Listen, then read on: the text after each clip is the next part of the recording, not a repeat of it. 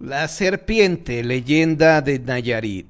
Al ser Jala un poblado lleno de tradiciones y costumbres, resulta normal que todavía luego de exportar los elotes más grandes al mundo, la gente tenga para dar a los que llegan de visita exquisiteces como las gorditas al horno, los rosquetes y los cacahuates enchilados. Y luego de deleitarse con estos productos para el paladar, los lugareños ofrezcan sus tesoros orales. Una de las leyendas más importantes es, sin duda, la serpiente, que como toda narración que se transmite de generación en generación, mucho de lo narrado pudiera parecer fantástico o irreal, pero que aún así no deja de ser interesante. Sucedió cuando los habitantes de Jala se establecieron en el valle que ocupan ahora. En ese entonces no había electricidad y los pobladores se iluminaban con teas encendidas de ocote, velas o fogatas que encendían para preparar la cena. Don Juan fue un campesino muy trabajador y dicharachero, que al ser uno de los primeros habitantes estableció un próspero negocio que consistía en elaborar piloncillo. Le iba tan bien que pronto decidió invertir el dinero extra en vino y la compañía de mujeres bellas. Cada sábado era día de fiesta para Juan y los amigos con los que se hacía acompañar los fines de semana. A pesar de su malgastada y divertida vida, el hombre se enamoró de Victoria, una hermosa joven de enormes ojos y cabellera larga muy negra. Por las tardes, después de trabajar en su trapiche, Juan construía una pequeña casa en la orilla del pueblo, pero sus continuas parrandas hacían que avanzara muy lento en su construcción. Casi al anochecer se daba un baño vaquero, se vestía, luego se enjaretaba su grueso gabán, debajo del cual llevaba la funda que guardaba su inseparable machete que siempre iba empuñado. Entonces, con paso lento, se encaminaba a casa de Victoria, que se encontraba en lo que hoy es el barrio de abajo. Juntos hacían mil planes y no veían la hora de arrejuntarse. Una noche, mientras platicaban, la bella muchacha le platicó a Juan que a un vecino lo habían encontrado sin vida en su potrero, rumbo del camino a Jala. La vieja, al parecer un animal, lo atacó cuando fue a soltar a sus bueyes durante la noche. Lo encontraron sin vida al día siguiente, con varias mordeduras en su cuerpo como de serpiente, a no ser porque el cuerpo mostraba 3 pares de ellas. También le platicó que en otras ocasiones ya habían encontrado sin vida algunas vacas, perros y cerdos que se salieron de su encierro y corrieron en dirección del Cerro de la Natividad. Juan le escuchó muy atento, pero no hizo nada y pasó el tiempo. Con los días, el número de fallecidos fue en aumento. Las personas se armaron de valor y decidieron organizarse para buscar al animal que estaba ocasionando las muertes. El punto de reunión fue en un altar improvisado que tenían en honor de la Virgen de la Natividad. Armados con machetes, lanzas y todo lo que pudiera servir como arma, se juntaron. En una mano empuñaban su improvisada arma y en la otra una tea de ocote que iluminaba la oscura noche. Después de orar ante la Virgen se despidieron de sus familias. Juan se unió al grupo de hombres que se encaminó hacia el cerro en donde ocurrieron los extraños sucesos. Con gran temor de enfrentar a lo desconocido, se desplegaron en una sola fila para cubrir más terreno y prácticamente iban barriendo el suelo, palmo a palmo. El ladrar de los perros que los acompañaban hacía más escalofriante el lento avance de aquellos hombres. De pronto, de la cima del cerro, un fuerte siseo, muy parecido a un agudo silbido, cayó el ladrido de los perros, que empezaron a aullar de incertidumbre.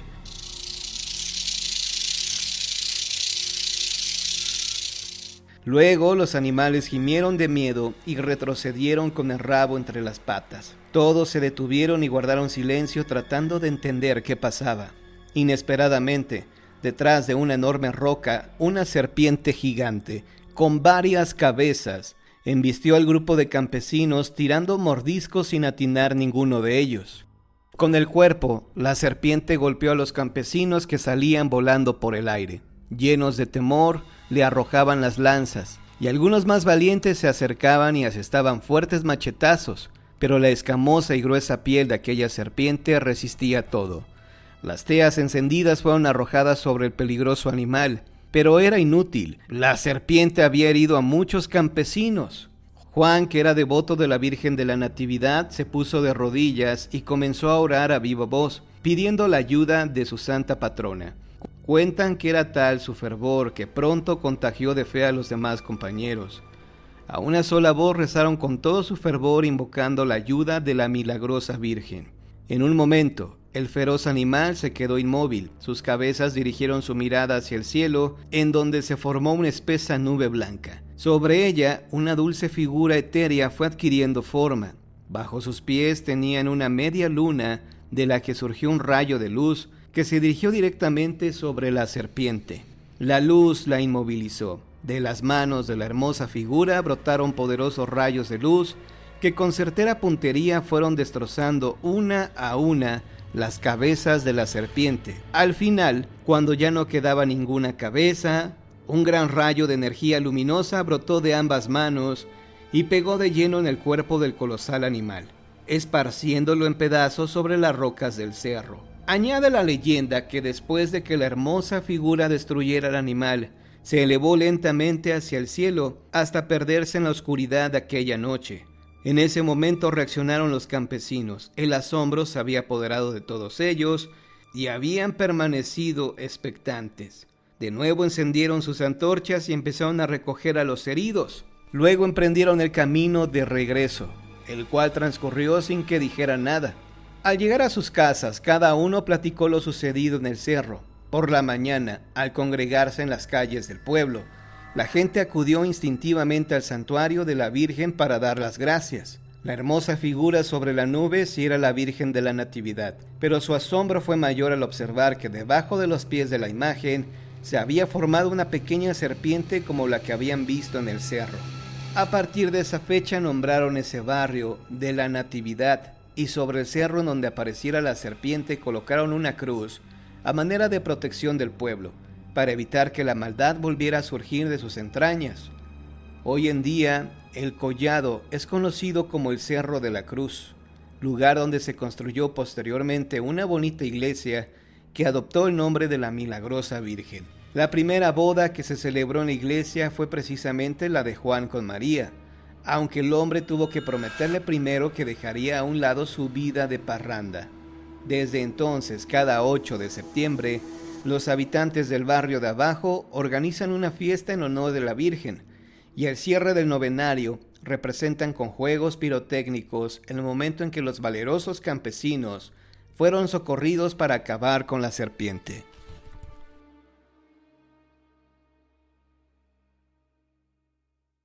La doncella convertida en serpiente, leyenda de Oaxaca. La historia de México habla mucho sobre la Malinche, una bella indígena que fue vendida como esclava y sirvió de intérprete a Hernán Cortés, pues sabía hablar maya y náhuatl a la perfección. Dicen también que Hernán Cortés y la Malinche se enamoraron y ella fue duramente criticada. También este personaje proviene del término peyorativo malinchismo, es decir, la preferencia sobre lo extranjero que sobre lo nacional. Esta leyenda que a continuación se contará es muy similar. Pongan mucha atención, queridos amigos, porque este mito trata sobre una historia similar en Oaxaca, que habla sobre una mujer indígena que conoció en Oaxaca a un soldado español del que se enamoró y como castigo fue transformada en víbora. La fábula cuenta que era una bonita doncella mixteca de Culipán. Ella se encontraba comprometida con un hombre de su misma raza, de la alta nobleza. Sin embargo, la doncella, al hacer un primer contacto con los españoles, se enamoró a primera vista de un soldado español. Por más que la razón le prohibiera fijar los ojos en alguien de cultura distinta, ella no dejó de pensar en él, en su acento al hablar, del tono apiñonado de su piel y de sus ojos profundos, adornados de pestañas negrísimas y tupidas. Pudo más la atracción que los compromisos arreglados, porque los encuentros con el español fueron furtivos y emocionantes, pero fue una ocasión en que la doncella y el español fueron descubiertos y las envidiosas fueron con el chisme con sus padres.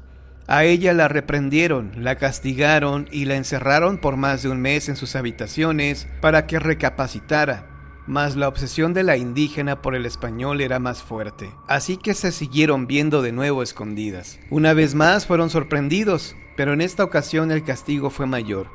puesto que la bella indígena fue juzgada por los sacerdotes mixtecos, quienes enfurecidos con la acción de la joven estudiaron el caso y después de analizarlo, decidieron convertirla en una serpiente que arrastrara su cuerpo por siempre.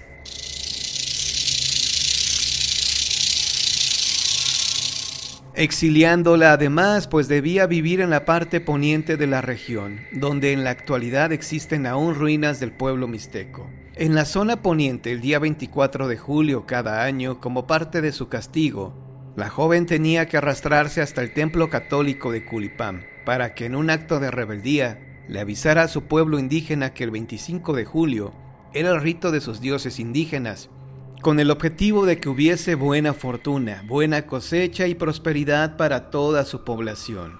Cuando se construyó el convento de Culipán, el padre superior de los monjes escuchó el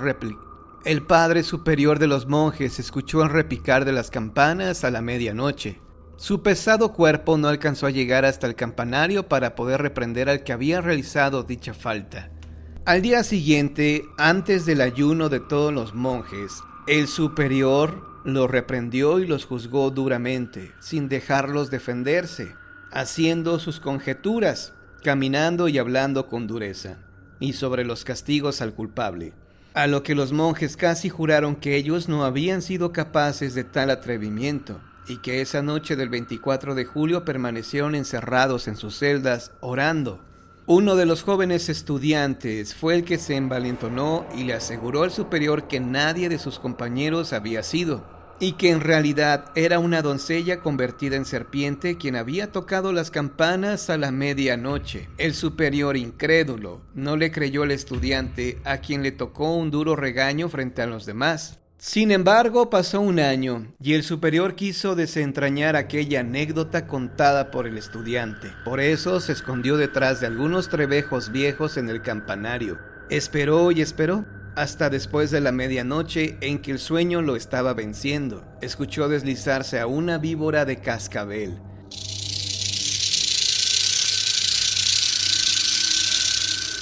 De piel elástica y hermosa, con unos ojos que podían seducir a cualquiera. La serpiente estaba subiendo las escaleras de madera y continuaba su camino por los muros mohosos del campanario. El superior tenía miedo, pero en medio del caos pudo más la curiosidad y la valentía que lo demás. Por tanto, se atrevió a preguntar: ¿Quién eres tú? La serpiente parecía querer atacarlo. Se enroscaba y agitaba su cascabel con ganas de hacerle daño. Mas el monje no se inmutó y con una voz clara y sin titubear volteó a preguntar: ¿Quién eres tú? Te pido en el nombre de Dios que por favor me expliques qué haces tú aquí y qué objeto tienes en tocar el campanario. Entonces la serpiente, más tranquila, despacio y con la voz de mujer atormentada por su pasado, le fue narrando poco a poco el peso de los años que llevaba con el castigo. Lloraba mientras le contaba su enamoramiento con el español, así como el enojo de sus padres y el veredicto de los viejos sabios mixtecos. También le explicó el por qué toca las campanas en el monasterio. Ella debía recordarle a su pueblo indígena que en ese lugar se realizaban rituales a sus dioses para una mejor siembra y una mayor prosperidad, y que el castigo solo se levantaría si un hombre de alma buena y corazón valiente le creyera la historia para retirarle el castigo. Por eso mismo, el superior le realizó un exorcismo que duró horas, en el que oró y oró. Además, la rociaba con agua bendita y pedía perdón a Dios por todos los pecados cometidos. Hasta que después de mucho tiempo, la piel de serpiente fue cayendo al piso y la doncella salió de aquel cruel conjuro. Aún era hermosa y le agradeció con el corazón al cura, quien solo le dijo que se fuera en paz y que volviera a comenzar una nueva vida.